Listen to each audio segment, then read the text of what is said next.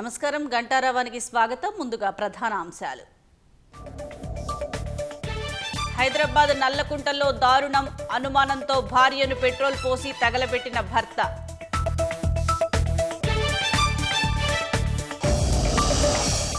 ఏపీలోని గుంటూరు, నంద్యాల జిల్లాల్లో రోడ్డు ప్రమాదాలు, రాష్ట్రానికి చెందిన 7 మృతి.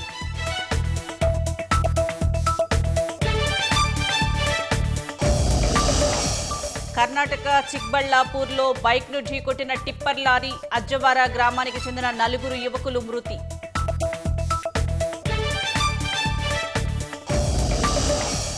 ఇవాళ సాయంత్రం ఢిల్లీ వెళ్లనున్న ముఖ్యమంత్రి. సిడబ్ల్యూసీ సమావేశంలో పాల్గొననున్న రేవంత్ రెడ్డి.